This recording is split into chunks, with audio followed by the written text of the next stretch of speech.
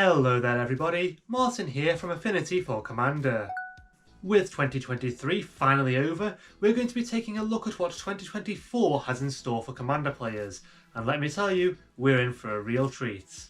But before we begin, don't forget to use our affiliate links in the video description when making your purchases through these websites. It won't cost you anything extra, but it really helps out the channel. Also, if your New Year's resolution was to get your Magic collection in order, then be sure to check out tcghome.com. This website allows you to organise your collection and even find which deck you've put them in, and lets you purchase and sell cards through it as well. There's a link in our video description for this, and be sure to mention us as the ones who sent you. So with that out of the way, let's take a look at what 2024 has to offer. Coming January 12th, we have Ravnica Remastered, a set compiled entirely of reprints themed around the plane of Ravnica. And whilst the majority of these cards will be from the 3 Ravnica sets, we will see a handful of inclusions of cards themed around Ravnica from other sets such as Jumpstart and Commander 2015. And whilst we're on that subject, be sure to check out the previous video I made where I commented on the 5 most needed reprints for Ravnica Remastered. See how many I got correct and see if you agree on them all. But what will this set mean for Commander players such as yourself? Well, quite a lot actually. Reprints of Commander staples such as the Shocklands and Cyclonic Rift will really help to lower their prices, making them a lot more accessible to all players. And additional copies of cards such as Birds of Paradise and Chromatic Lantern will help to keep these cards at a reasonable price and stop them from creeping up over time. So, whilst we won't be getting any new toys from Ravnica Remastered, we will get some much needed reprints and some fancy new artwork for these cards to really bling out your decks with. So not a bad start to the year by any means. Moving on to February 9th, we see the release of another Ravnica set, Murder at Karlov Manor.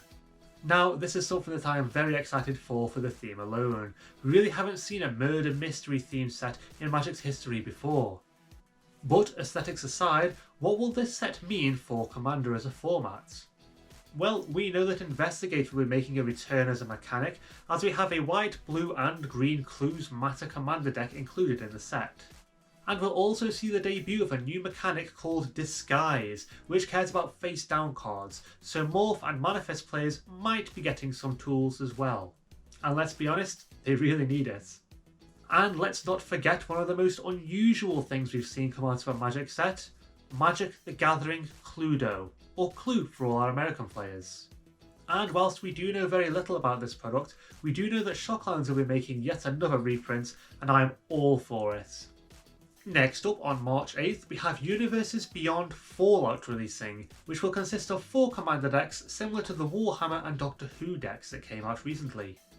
Now, love them or hate them, it's impossible to deny that crossover themes such as this can help to support existing mechanics that don't get enough love and introduce brand new ones that can really boost the game of Magic. For instance, in this set, we have the return of Energy with Dr. Madison Lee and a Dice Mechanic deck with Mr. House.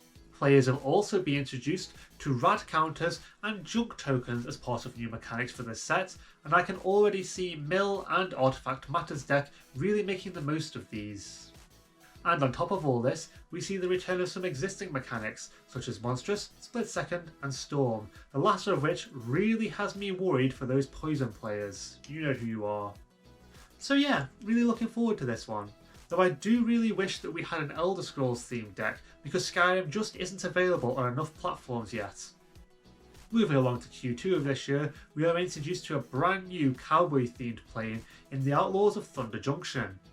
We really don't know much about this set yet, other than what we can see in this promotional image, and honestly, that raises more questions than it answers. Is this Oko? Is that Vrashka? Maybe this is Rakdos. Could that be Tiny Bones? We just do not know. Murder at Karlov Manor really has a lot to explain in order to make this story make sense. But let's take a quick look at what this set might potentially mean for Commander. We may see the return of bounty counters. What? You can't remember what they are? Well, I don't blame you. There are only 4 cards that use them, and one was printed way back in Tempest. Be nice to see a return of these though. We might see the return of the Clash mechanic. You know, kind of gives me the vibes of Pistols at Dawn, Dueling at Sunset. You feel me? Or, just maybe, we'll see the return of Denim Walk in its first black bordered printing ever. We can but live in hope. Anyway, I'm sure that this set will offer a lot of fun and interesting mechanics, and is certain to have a lot of cool legendary creatures for decks to be built around. All I know is that my friend group is extremely excited for this one. Also in Q2, we have Modern Horizons 3 releasing, and if the previous two Modern Horizons are anything to go by, Commander players will benefit from this greatly. Historically, Modern Horizons sets have had a nice balance of greatly needed reprints and brand new cards, so there's no reason to believe this won't be the same. We've also had it confirmed that this set will contain double-faced cards, so Werewolf players and Tetzin players keep an eye on this one, just saying. Or we might even see some fancy new battle cards. Not that anyone was particularly asking for that. And taking a second to examine the promotional artwork for this set, we can pretty much guarantee that we'll be seeing some reprints of Eldrazi Titans, though which ones is pretty much anyone's guess at this point. Here's hoping it's not Emrakul the Eon's Torn, because that would be a real kick in the teeth for any Commander exclusive player who opens one. We've also been given promotional artwork for a glowy-eyed lady wearing Hydra skin leggings and a demon sat on a throne of angel wings, and I'm really excited to see if these make it to legendary creature cards for me to brew around. I mean, Chatterfang, Morophon, and Urza Lord High Artificer all originally came from Modern Horizons sets, so we have a really good track record for powerful legends being printed in this kind of product. Moving forward to July, we'll see the release of another Universes Beyond set in the form of Assassin's Creed. We've already had it confirmed that this set will be modern legal and will contain non-draftable boosters in the form of Beyond boosters. So what can we expect for this set? Well, probably a load of support for the assassin creature type, to be honest. But looking beyond the obvious, we do have the potential to see the return of a lot of cool mechanics alongside Ezio and Altair. For instance, we might see more pirate support in the form of Edward Kennedy and his crew from Black Flag. Or even some additional snow or desert permanents from Valhalla or Origins. And I am certain we'll be seeing some fancy new equipment such as a Hidden Blade or Piece of Eden for all you Voltron players out there. So yeah, another set with some pretty interesting possibilities, only time will tell if it works out well. Kicking off Q3 of the year, we'll be visiting another new plane known as Bloomborough. On this plane there are absolutely zero humans, with their place being taken instead by sentient mice, squirrels and rabbits. Now, given that this set is still quite a long way off, we haven't got much information regarding it apart from a few images released by Wizards. However, we can certainly speculate about this set using the promotional images as reference. First off, it looks as though our little furry friends are able to carry weaponry, so we might see the return of some classic fantasy archetypes such as wizards, knights and rogues. Secondly, given the whimsical nature of the set, we may just see the return of the adventure mechanic. Given that we last saw this mechanic in Wilds of Eldraine, and that set will still be standard legal when this one releases, it wouldn't surprise me for Wizards to try and buff up those mechanics with older cards interacting with new ones. But when it all comes down to it, what I really want for this set is a single thing, just one thing. A creature of legendary origin that cares about neglected creature types. We've seen this kind of thing before in the form of the Archimandrite and Kiora, Sovereign of the Deep, so it's not beyond possibility that Wizards will do it here. Just imagine, if you will, a deck where you can put all your neglected rabbits, mice, frogs and squirrels, Wind in the Willows style if you will. Come on Wizards, please don't let me down here, I am begging you for this. And finally, we come to our last set of the year, scheduled to release in Q4, Duskmourn House of Horror. In a complete 180 to Bloomborough, Duskmourn seems to have taken inspiration from my personal DVD collection. That is to say, 80s slasher films and psychological horrors. Yes, the promotional images we've seen for this set certainly give off Amityville Horror and The Haunting of Hill House vibes, and I am all for that. But what could a haunted house themed plane offer Commander players? Well, I am most certain we will see the return of the Madness mechanic, because why wouldn't we? I absolutely love my Ainge Falconwrath deck, and the more toys I can get for her the better.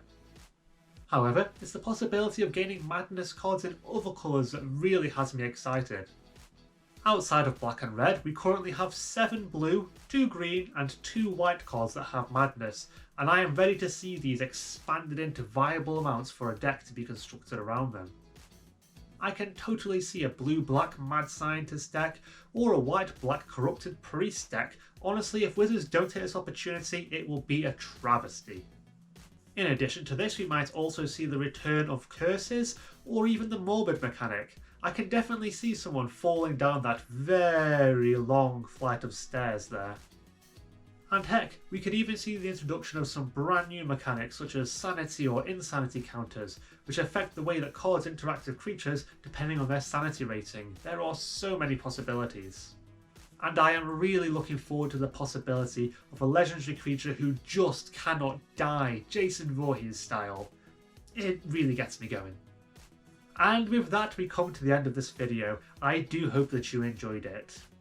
What set are you most looking forward to this coming year? Are there any mechanics or abilities that you think will see a return? Let me know in the comments below. I'd like to give a huge thank you to each and every one of our incredible patrons who have supported our channel throughout the last year. Without you, we'd be unable to continue making videos such as this. If you want to join them, there's a link in the video description. And don't forget, you can help to support the channel in 4 quick and easy ways: liking this video, subscribing, hitting that bell icon, and leaving me a comment. I read every one. That's all for now though, we'll see you next time. Stay awesome!